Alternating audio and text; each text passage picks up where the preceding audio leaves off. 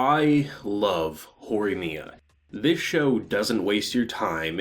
Sure, you could say, obviously Hori doesn't want to say the L word back to Miyamura after he confesses and knows damn well that she's not asleep, and it's one of those anime gimmicks, where it's like, oh, I just thought this was a good opportunity. By the looks of it, he knew quite well, and even if he attempted to make it happen when she was asleep so he could feel better and go to sleep, she now knows it, and things are starting to progress. These are a bunch of high school students, and they aren't the most romantically skilled. They will be fearful that if you start dating your best friend, if something happens with that relationship, there's no going back to where it once was. There's a lot of fear, there's a lot of insecurity.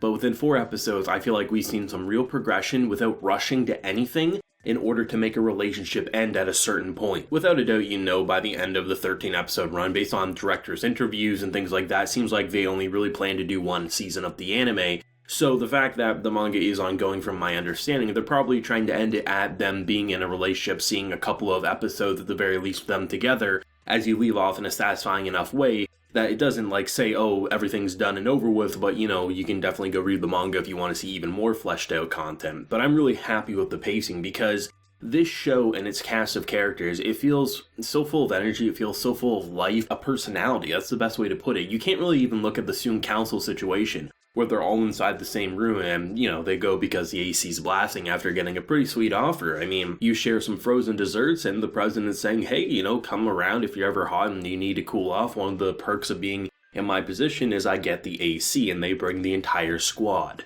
So I like how they have this gimmick where obviously it builds up to this giant sex joke that just so happens to just be a shaked can of cola.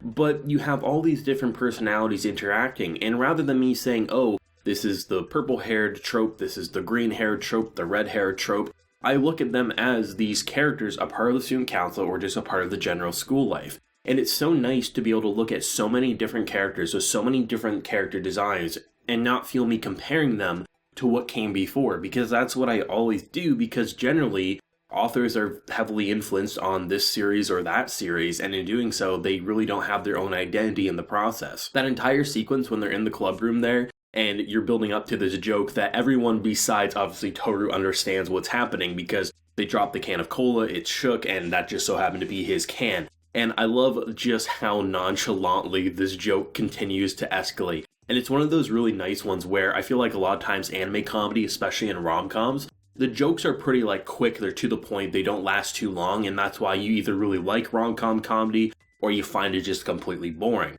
This is one of those jokes that I think really can hit a lot of people's funny bone because it generally builds up and builds up and builds up, similar to a classic Simpsons episode. While people will say modern Simpsons isn't funny, most people agree that the first 8 or so seasons are really funny because there's build up, there's setup, there's setup, there's setup, and within those setups there's mini punchlines before the grand punchline. And watching them all kind of build up to this point where they just keep saying it in such provocative ways, to the point that half of them probably understands what's happening here. The other half are literally just saying, she said this and I couldn't say no. He's freaking out to the point that he opens the cola and it's just the grand punchline. One of the more memorable anime jokes I've seen this season, and I mean, I'd go as far to say might be the funniest moment for me in the Horimiya anime, and I really appreciate it, because while I've constantly complimented the idea that we have someone like Toru who's not trying to push away Miyamura from Hori, the dude's a horny teenager, he can't deny that he's attracted to her,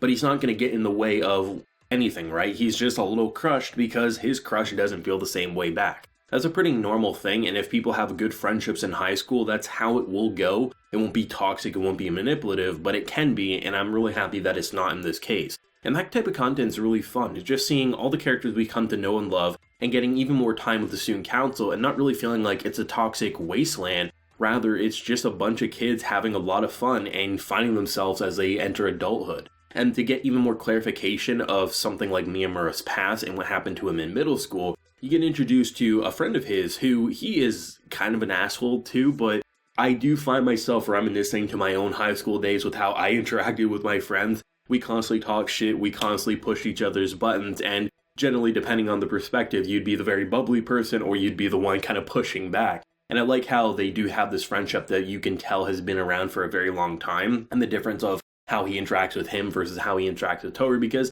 he doesn't feel like he's that good of friends yet, even though they are. It's just he's obviously known someone a lot longer. So he's fine calling back up his friend after saying, hey, we're gonna go on a double date, saying, leave me the hell alone before he hangs up on him abruptly. This man has a trigger that is always ready to fire, and I love his hot temper because you don't feel like he's abusive, you don't feel like he's a bad person. It's just like those close to him, he really does snap quickly in a playful enough way, but those who try to hurt those he cares about, that's when a headbutt may be coming, if not a fist to the face. And it's so great to get that type of content where it doesn't feel like, once again, oh, you're introducing another pretty boy character. That means this pretty boy character is going to try to push away Miyamura so they can have the pretty lady. No, there's no forced wedge triangle of any sort. It's just, they are friends. Hey, I got a girlfriend. Let's go on a double date. She's not my girlfriend, but he actually admits that they are dating, which makes Hori quite happy, even though she doesn't quite say it out loud enough that he can probably hear. There's a lot of things that I really like about just the dynamics with the side cast and how they interact with the comedy and just the general slice of life. It feels like a group of high school students that you're becoming friends alongside the way they're forming their friendships. But the things that really stand out in any given episode when they bring them up is the more emotionally engaging, softer and sweeter spots where they show a bit of vulnerability. And in this case, it was definitely Hori, someone who will go to school even if she's sick, but because of the brother looking out for her and contacting our boy Miyamura, she stayed home and was sleeping. This is something I don't remember really ever seeing in this exact way, where you're blaming your parent without actually blaming your parent, because the mother's not doing anything all that wrong. She's working to survive and support the family. She can't really help it, and she even admits, like in the flashback, that she wished she didn't have to take advantage of this side of you, but you are mature enough to deal with it. It's something that she just had to do, but of course, as a child and growing up, you wish you could just be your age and ask for your mom. And instead of the mom being there, it happens to be the boy that she loves, and how he's saying, you know, you're saying all these things, but really, aren't you saying, please don't go? And that to her just kind of snaps her into this thought process that really just shakes the episode up. I really appreciate how this is a show that knows how to bring up those vulnerabilities. In the case of, say, Miyamura,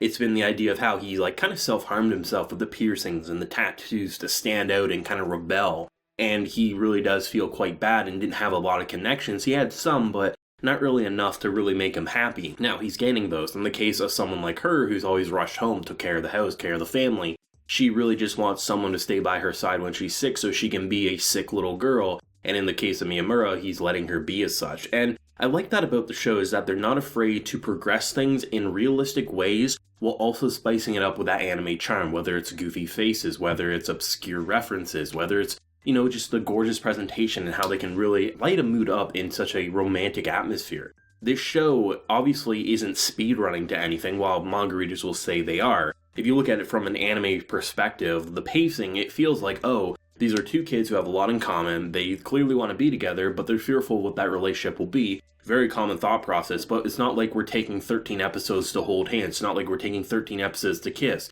We know by the end of episode 13 they'll be together, unless some meteor comes crashing down and kills them both, which I doubt that's going to happen, right? This is a show that I am loving. It's definitely already one of my favorite rom-coms that I've seen, and I'm really excited to see where the remaining episodes will go, and how they'll kind of formulate this relationship and what it will look like once they both can confess to each other face to face and not kind of hide away behind this idea that they don't belong together or they're fearful that their friendship will be ruined, because dating your best friend will be the best thing ever for them. They just have to fully understand that and commit to it, and everything will change for the better for them. I'd love to know everyone's thoughts though down below. What did you think of this week's episode and the confession from our boy? Do you think he fully meant it, or do you think he's just kind of hoping that she actually was asleep and he could feel better? Whatever you feel, let me know down below. If you enjoyed the video, leave a like, show your support, and hit that subscribe button if you happen to be new around here. So until next time, everyone, please take care and have a good one.